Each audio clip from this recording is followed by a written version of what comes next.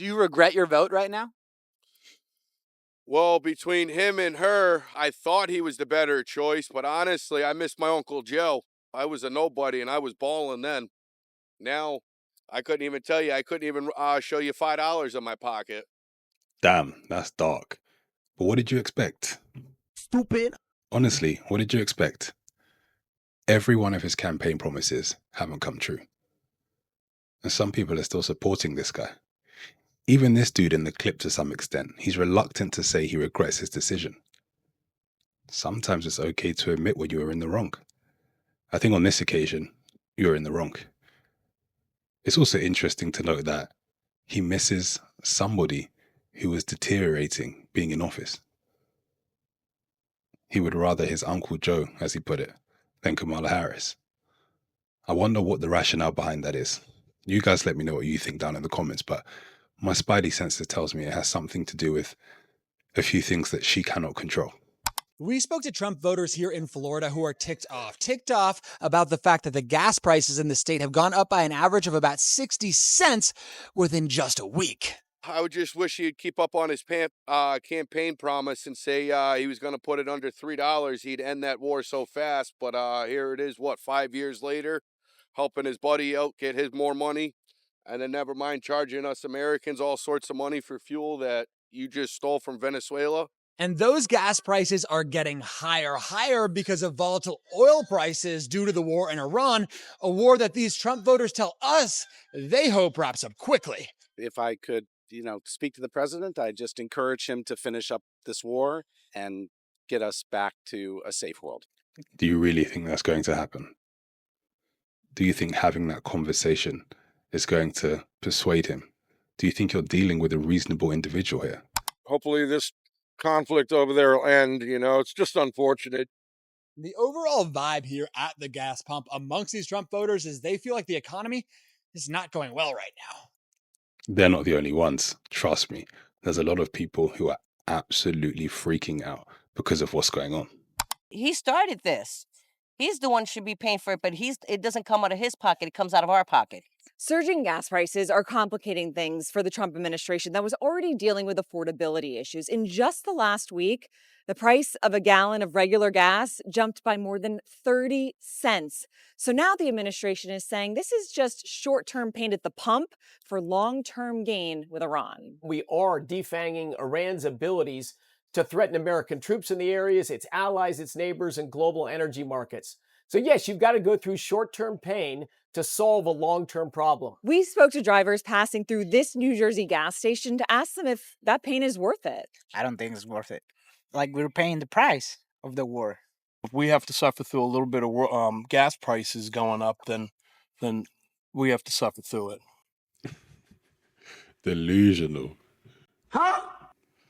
Stupid. Some people refuse to accept reality. You don't have to suffer through it. It's pointless. That's why nobody else in the world, or a lot of other major countries who would have once joined America, have chosen not to. Because they can't see the benefit in doing so. And in fact, they think that the attacks on Iran in the first instance were illegal.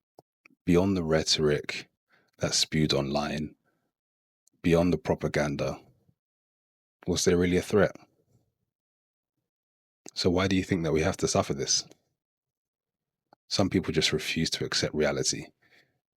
This dude probably voted a certain way, and he wants to believe that his vote was worth it, that it made sense, instead of accepting the reality that he was sold a false bill of goods.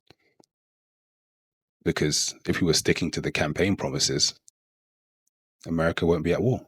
And it's a small pain to take for the rest of the world. As a day-to-day working class man, it definitely has an impact on my family life, not being able to afford as much. I mean, I'm 25 years old and I can hardly afford to own a house. No matter how drivers feel, according to Gas Buddy, the national average is expected to rise by another 10 cents in just a week.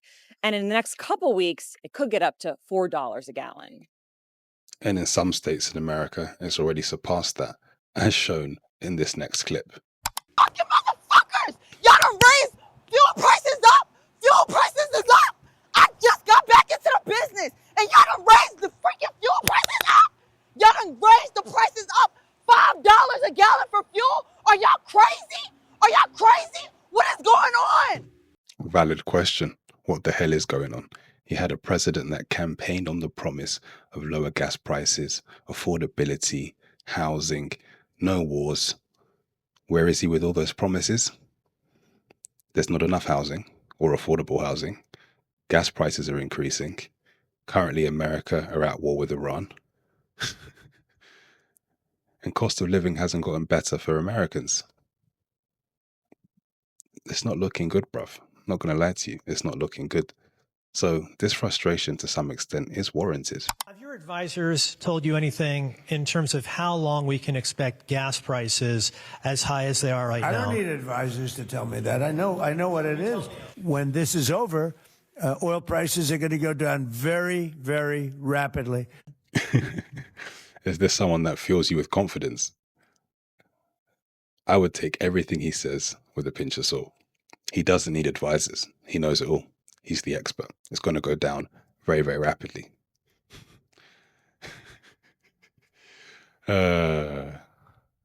Snake oil salesman.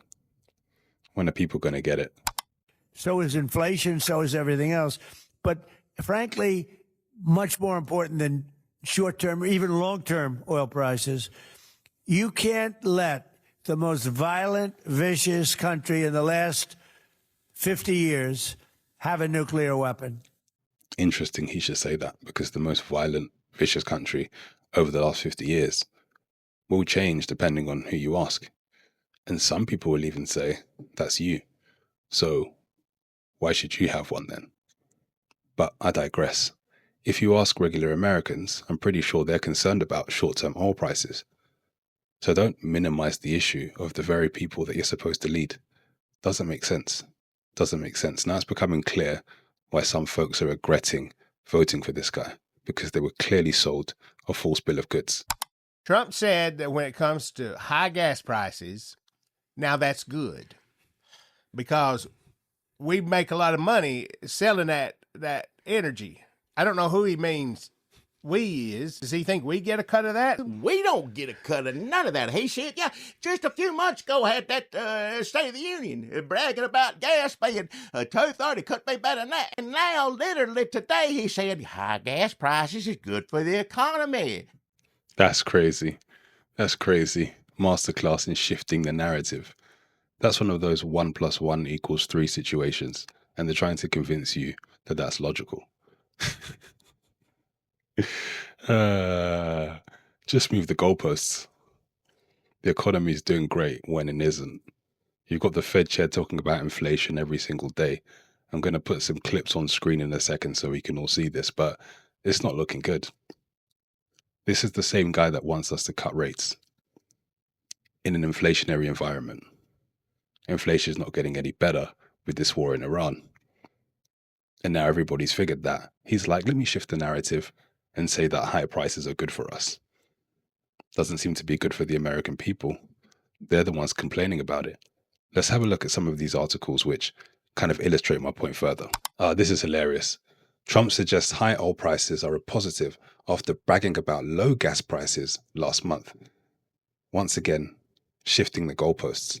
Now, we're not going to go through the article, but we all know that higher gas prices are not good for the American people. They're the ones that are complaining about it, as shown in this article by the Wall Street Journal, which talks about the sentiment of increased gas prices by normal, everyday Americans. The GOP stronghold where anxiety over the war is already on the ballot. Now, this first paragraph, I think, is a powerful one because I think it reflects the sentiment of a lot of Americans. Roberta Wolf, a nurse from nearby Florence, cast her ballot for President Trump in 2024 because she saw him as more focused on the economy and draining the swamp in the federal government. But now she sees the US involved in another Middle Eastern conflict, and it scares the hell out of me. Draining the swamp. Looks like they are the swamp right now. Middle Eastern conflict resulting in increased energy prices affecting regular Americans. So it looks like this. A lot of the things that he campaigned on were lies. And this group of people feel lied to. Some folks will come out and say it. I don't think everybody needs to come out and say it on social media. But look, you've been sold a false bill of goods. It's not looking good. It's not looking good. And I don't think it's going to get any better. Again, we've got the Fed here talking about inflation. The Fed keeps getting hit with new shocks in its year-long inflation fight. So each time there's talks about reducing rates to stimulate the economy, there's an inflation shock, which makes it difficult for the Fed to arrive at a consensus to cut rates. Because if they do cut rates, there'll be more capital in circulation, and then inflation could potentially run out of control. And this is what we're dealing with. And it's all because of one person, really. Or maybe a small group of people. But the main beneficiaries don't seem to be the American people. In any case, what would be interesting to know is what you guys think about this. Let me know down in the comments below. If you enjoyed this video, be sure to give it a thumbs up and subscribe to the channel if you haven't already. I shall see you on the next one. Peace.